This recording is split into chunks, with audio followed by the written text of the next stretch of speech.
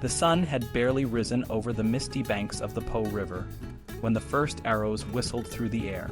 The Venetian barge, small but deadly, glided silently through the water, their oars barely making a ripple. On board, crossbowmen took aim, their eyes focused on the enemy fleet just ahead. The Milanese ships, equally swift, were closing in, and the air was thick with tension. Pietro Loredan, a seasoned Venetian commander, stood at the helm of his flagship, his gaze unwavering. He had been in many battles, but none as crucial as this. The Po River was more than just a waterway. It was a lifeline, a key to victory in the ongoing struggle between Venice and Milan. If the Venetians could control the river, they could cut off Milan's supply lines and weaken their enemies' grip on the region. The first Milanese ship caught fire, the result of a well-aimed arrow dipped in oil. Flames quickly spread, and the cries of the burning men echoed across the water, but the Milanese were not easily deterred. Their ships, larger and more numerous, began to surround the Venetian fleet. The air was filled with the sound of clashing metal and the shouts of warriors. Loredan barked orders, his voice steady and clear. "Hold your positions, aim for their oarsmen." The Venetian barge, each manned by a crew of 5, responded with precision. Crossbowmen fired in rapid succession, their arrows finding their marks. The Milanese ships, though larger, were slower and more cumbersome, making them easier targets. As the battle raged, the Venetians managed to break through the Milanese lines. Loredan's flagship rammed into one of the larger enemy vessels, and the two ships locked together. Soldiers from both sides climbed aboard, their swords flashing in the morning light. The deck became a bloody arena, with men fighting hand to hand, the water below stained red with their blood. But the Venetians had a secret weapon. Hidden beneath the decks of their ships were small bombards, primitive cannons that could unleash a devastating barrage. Loredan gave the order, and the bombards roared to life, sending cannonballs tearing through the Milanese ships. The explosions were deafening, and the shockwaves sent men tumbling overboard. The Milanese fleet began to falter, their morale shattered by the relentless Venetian assault. One by one, their ships either surrendered or were destroyed. Loredan's strategy had paid off, and the Venetians emerged victorious, but the cost was high. Many brave men lay dead or dying, their bodies floating in the river. As the battle subsided, Loredan surveyed the scene with a mix of pride and sorrow. The Po River had once again proven its importance, not just as a natural barrier, but as a strategic asset. The Venetians had learned to harness its power, using their naval expertise to gain an advantage on land. But the war was far from over. The conflict between Venice and Milan would continue, each side vying for control over the rich lands of Lombardy. The rivers and lakes of the region would become the new battlefields, where fleets of ships and armies on land would fight in a deadly dance of strategy and courage. Loredan knew that the victory at the Po was just the beginning. The struggle for dominance in Italy was a complex and ever-shifting game, and the Venetians were determined to play it to the best of their ability. They had the advantage of a powerful navy and a deep understanding of the region's geography, but the Milanese were no less formidable. The coming years would see many more battles, each one shaping the destiny of the Italian states. For now, the Venetians could celebrate their hard-won victory, but they knew that the next challenge was just around the corner, and they would need to be ready. The rivers of Lombardy were waiting, and the war was far from over. Luca degli Albizzi woke up early on the morning of May 19th. He had left Florence the day before with his assistant, Bernardetto de' Medici, and 15 followers. They had spent the first night at Castel S. Giovanni, a small town in the upper Arno Valley. As they arrived, the civilian commissary greeted them, along with several Condottieri mercenary captains heading to join the main army. The next morning, Luca and his group set out early to meet up with the Condottieris, 200 men in Montevarchi. However, when they arrived, the soldiers were still asleep, scattered throughout the town. It took until midday to gather everyone and get moving. By the time they reached the camp, it was already mid-afternoon. At the camp, they learned that Niccolò de Tolentino, the captain general, had gone out the previous evening with 700 men to ambush the Sienese forces led by Francesco Piccinino. Niccolò hadn't returned yet, so Luca decided to spend the night in Arezzo, a nearby town, for a bit of comfort. Niccolò, however, had a tough night. He had failed to catch the Sienese, who had received a warning, but he managed to reach Montepulciano, which was under siege, and send supplies and reinforcements into the town. Despite riding over 50 miles in a day, this was considered normal for a seasoned commander like Niccolò. On May 20th, Luca returned to the camp and spent several hours with Niccolò and his senior officers. They discussed the campaign and drew up plans. Niccolò needed his troops paid, but more importantly, he required 60 mules to carry provisions, a few bombards for artillery, stonemasons to make cannonballs, and some militia auxiliaries, including 50 pioneers with tools. Luca sent a messenger to Florence with these requests and began rounding up the militia. The situation was urgent. Sienese and Milanese forces were causing trouble in southern Tuscany, occupying castles and towns and damaging crops. Another Florentine army, led by Micheletto Attendolo, was camped near Pisa, but they decided not to join forces, as speed was crucial. Niccolò was eager to start, and declined Luca's offer to wait for a formal ceremony to hand him the baton of command. 3 days later, everything was ready. At dawn on May 24th, Niccolò moved out with his army of about 4,000 men. The terrain was difficult, and half the force was infantry, making the journey slow. On the first day, they received news that Linari had surrendered to the Sienese, but the enemy was still divided into two camps. By the evening of May 26th, they reached Poggibonsi and learned that the Sienese had taken Gambassi and were moving to confront Niccolò's army. The night was filled with alarms, and Niccolò's eldest son, Baldovino, was accidentally shot in the leg by a nervous Florentine archer. Despite this, Niccolò remained calm. The next day, Niccolò sent some of his men to besiege Linari, while he headed southwest to cut off the enemy's retreat. However, the Sienese had moved towards the Arno Valley, capturing Pontedera. Niccolò had to retake Linari first. He tried to negotiate with the defenders, threatening to hang them if they resisted, but they held firm. With only small bombards and scorching heat, Niccolò ordered an assault at dawn on May 30th. After 3 hours of intense fighting, the town was taken and sacked. The walls were torn down, and half the town was burned. The treatment was harsh but effective, ensuring the Sienese couldn't use it again. The next day, Niccolò turned north to join Micheletto Attendolo and seek out the enemy in the Arno Valley. The militia had started to leave, but the army pushed on. On June 1st, a Sunday, they reached the Arno Plain. The Sienese were besieging Montopoli, and Niccolò, moving quickly, caught them off guard. He and Luca scouted the area, and Luca gave a rousing speech to the troops. Niccolò then thoroughly explored the enemy position before launching a well-planned attack. The battle was short but fierce, and the Sienese were routed. Many captains and 150 men were captured, along with 600 horses. Luca's account of the battle, known as the Rout of S. Romano, differs from later, more romanticized versions, but it still highlights Niccolò's strategic brilliance. After the battle, the army rested for a day before besieging Pontedera. This was a tougher task, and Luca returned to Florence on June 6th to request more supplies and artillery. He was exhausted from the intense activity of the past 2 weeks, during which the army had covered many miles, taken a town by assault, and won a significant victory. Luca's detailed account provides a rare glimpse into the life of a 15th century army. The mobility of Niccolò's force, despite its infantry, was impressive. Many of the infantry rode behind the cavalry on the march, which explains how small armies could move so quickly. Niccolò's army had limited artillery and no carts, relying on 60 mules for provisions. Larger armies, especially later in the century, were more encumbered but often detached their heavy baggage to move separately. The other Florentine army, led by Micheletto Attendolo, had been active throughout the Arno Valley and the hills, conducting sieges and skirmishes but no major battle. In 1440, Baldaccio d'Anghiari moved a small force from Lucca to Piombino in just 2 days, covering over 100 miles. Some of the most remarkable examples of military mobility came from the campaigns around Lake Garda in 1438 to 1439.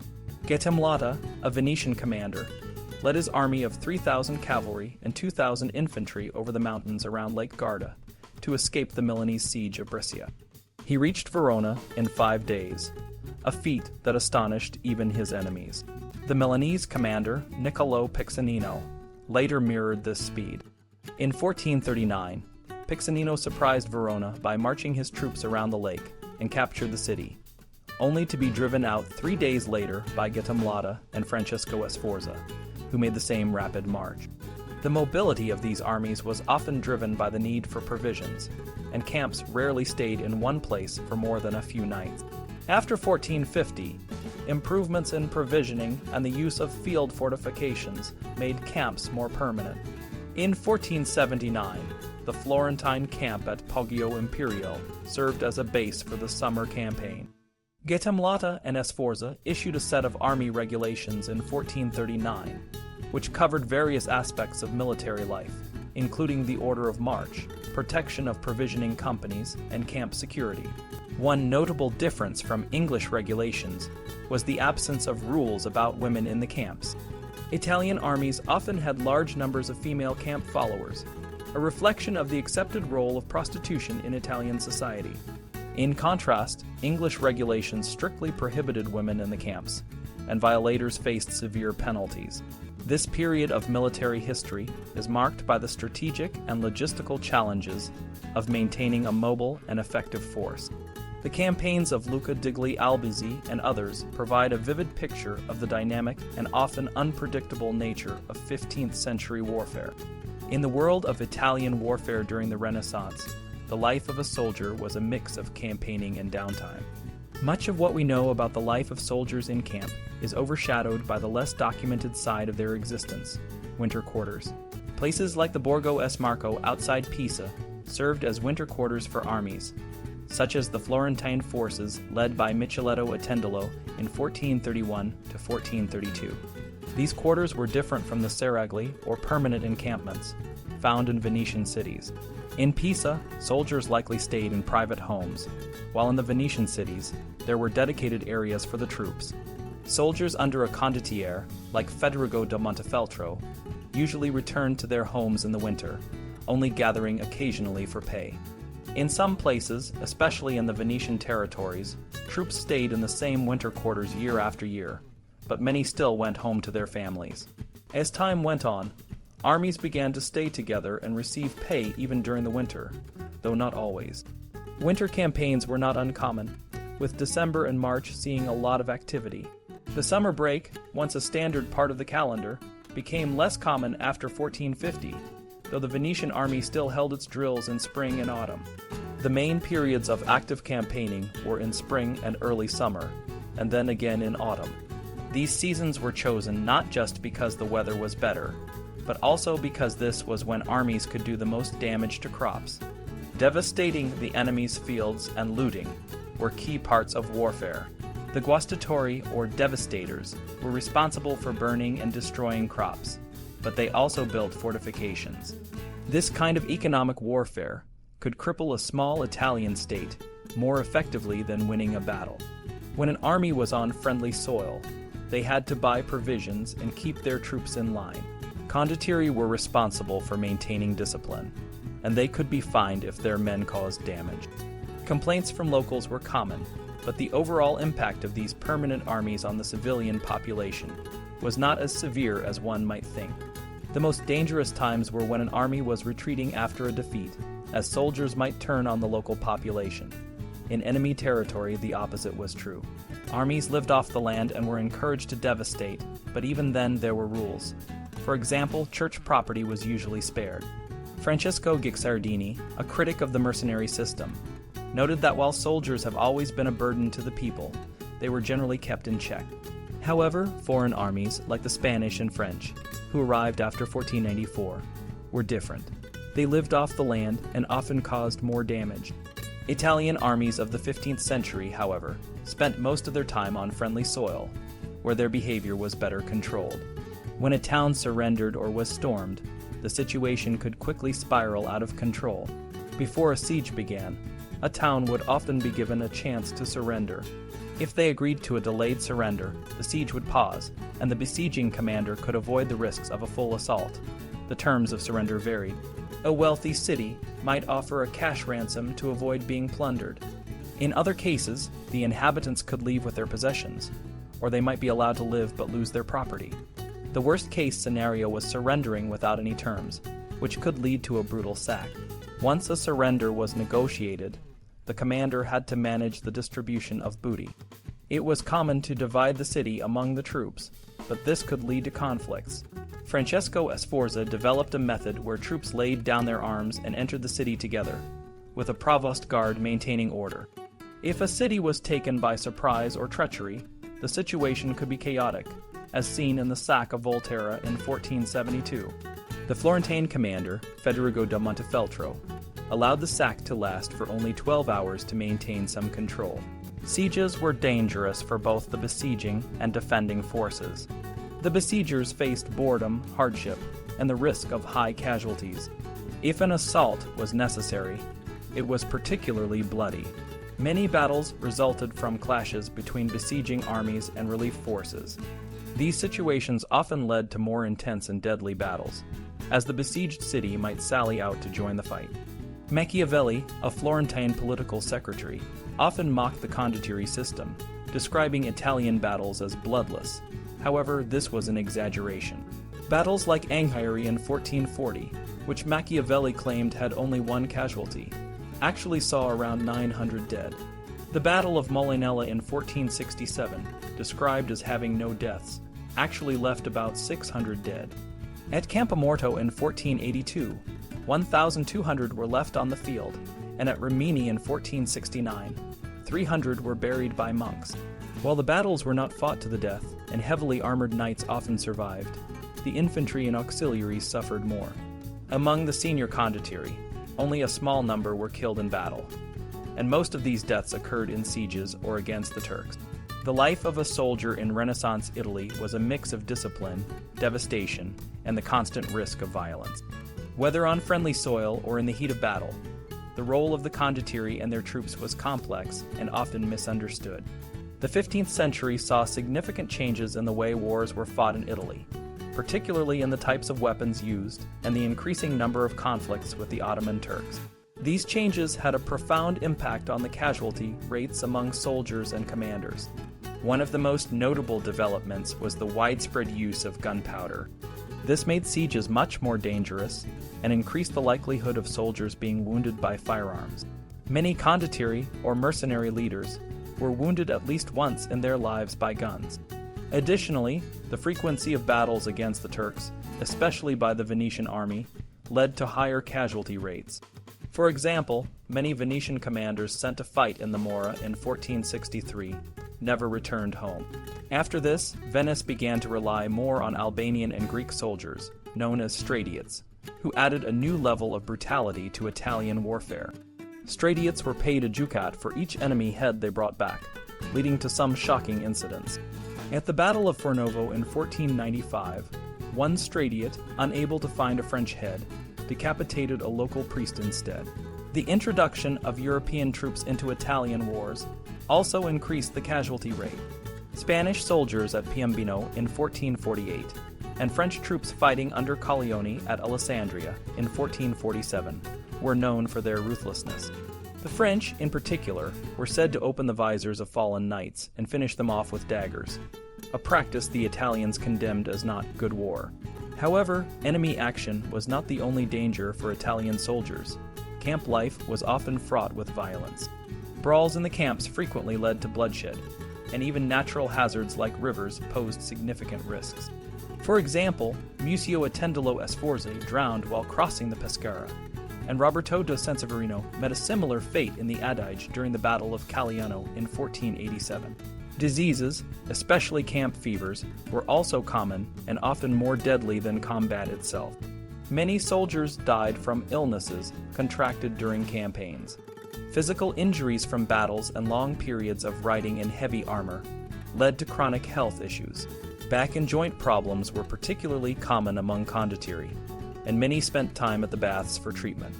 The baths at Abano near Padua were a popular destination for Venetian condottieri, while Gaetamlada traveled to Petriolo near Siena for his ailments. Medical treatment, though basic, was available.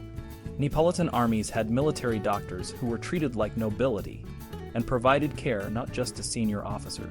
Barber surgeons were common in condottieri companies. For instance, Bernardino Fortebraccio, who was wounded 12 times at Fornovo in 1495, was treated by several doctors who removed pieces of bone from his head, and he recovered quickly. Another remarkable case was Giovan Antonio di Gattamlada, who survived a gunshot wound to the head in 1452 and lived for 4 more years, though with some cognitive impairment. Despite the violence, Italian warfare had its own set of conventions, especially regarding the treatment of prisoners. Ordinary soldiers could expect to be stripped of their weapons and horses, and then released. Men of higher status had to be ransomed, and senior officers were often handed over to their employer's state. However, these conventions were not always followed. Pippo Spano, a Florentine commander, was notorious for cutting off the right hands of his prisoners, a practice considered extremely brutal by Italian standards. The treatment of prisoners improved over the century, but this was more due to the increasing size of armies and more sophisticated tactics than any humanitarian impulse. Large-scale surrenders often led to the release of prisoners, as keeping them was impractical. Treachery, deceit, and underhanded tactics were also common. The Italians, who saw themselves as highly educated and intelligent, often employed strategies from classical military texts like Frontinus Stratagemata, which advocated any method that led to victory. Poisoning the enemy's food and water supplies was a common tactic, though it was not always effective. The Sienese tried to poison Fra Moriel's company in 1353, and the Florentines attempted to poison the enemy's flour during the Pazzi War in 1479. Siege warfare often involved catapulting dead bodies over city walls to spread disease and create despair. Assassination attempts on enemy leaders were also frequent, though often unsuccessful. The Milanese tried to kill Carmagnola in 1425, and the Venetian Council of Ten attempted to poison Filippo Maria Visconti and Francesco Sforza. These plots were not always well executed, and some were even publicly known, leading to their abandonment. Spies and informants played a crucial role in Italian warfare, providing commanders with vital information about terrain, enemy movements, and secret plans. A good information network was essential for success, and commanders often spent significant resources on espionage. As one condottiere wrote to Lorenzo de' Medici, "To conceal one's own secrets and to discover those of the enemy is a most potent factor in ultimate victory." The conventions of good war were ideals that were often cited, but rarely strictly followed. Military courts and duels to enforce these rules were rare. Practical considerations and the effectiveness of strategies like deception and treachery often took precedence. The 15th century saw a revival of chivalric ideals, particularly in northern Italian courts, but these ideals were often more about appearance than reality. In the complex world of Italian Renaissance warfare, the line between good war and bad war was often blurred. The practical realities of battle, the use of new weapons, and the strategic importance of information and deception shaped the nature of conflict in ways that were both brutal and sophisticated. The world of 15th century, Italy was a place where war and society were deeply intertwined. It wasn't just a game for soldiers, but a part of everyday life. People in cities like Florence and Venice were very interested in war, but their relationship with it was complex. They admired the military virtues and the heroic actions of their leaders, yet they also feared the chaos and destruction that war could bring. In Florence, the city was often preparing for war, and the citizens took part in these preparations. For example, in 1362, the city was getting ready for a campaign against Pisa. The Florentines organized a grand procession with the city's standards and a largely mercenary army. The event was supposed to be timed by astrologers, but things didn't go as planned. The procession became chaotic, and the citizens saw it as a bad omen. This didn't bode well for the campaign, which indeed turned out to be a failure. This superstition wasn't unique to the 14th century. It continued into the Renaissance. Italian princes still used astrologers to time their activities, and war remained a constant concern for the people. However, the relationship between soldiers and civilians was often strained. Writers like Machiavelli highlighted the gap between military and political institutions, describing mercenaries as a separate, often villainous group who couldn't be trusted. This view was influenced by a long tradition of humanist thought, which often saw soldiers as natural enemies and a threat to peace and order. Despite this, The condottieri, or mercenary leaders, were not just a bunch of outcasts. Many came from noble families and were part of a well-established military tradition. Over 60% of the leading captains of the period came from just 13 families. These families were interconnected by blood and marriage, making it difficult for new people to break into the profession. They were skilled and professional, which set them apart from the civilians and contributed to the sense of separation. However, this separation wasn't absolute. Many humanists and intellectuals saw the resurgence of Italian military strength as a positive development. They wrote praises for the condottieri and celebrated their achievements. Schools like those of Guarino da Verona and Vittorino da Feltre emphasized the importance of physical and military training, preparing young men to be well-rounded individuals. Even in Florence, where there was a strong tradition of distrusting soldiers, there was a growing interest in military affairs. The city's leading citizens, though primarily civilians, began to participate in jousts and tournaments, showing that their knighthood wasn't just a title, but a real commitment to military virtues. Tournaments and jousts were popular throughout Italy, especially in cities like Florence and Venice. These events were more than just entertainment. They were serious military exercises that helped participants maintain their skills. The tournaments often involved mock battles with real weapons, and they were dangerous. Over time, they became more civilized, but they remained an important part of military training. In Florence, these events often featured young patricians who competed for glory and prizes, even if they weren't professional soldiers. The popularity of these events reflects a broader interest in military culture. While the Florentine tournaments were more about spectacle and pageantry, they still showed a society that admired military virtues, but preferred to keep the actual fighting to a minimum. The contrast with Venice, where the tournaments were more practical and involved more professional soldiers, highlights the different attitudes towards war in different parts of Italy. In the end, the 15th century was a time when the military and civilian worlds were both separate and interconnected. The condottieri were a distinct group, but they were also part of a society that valued military skills and honored its heroes.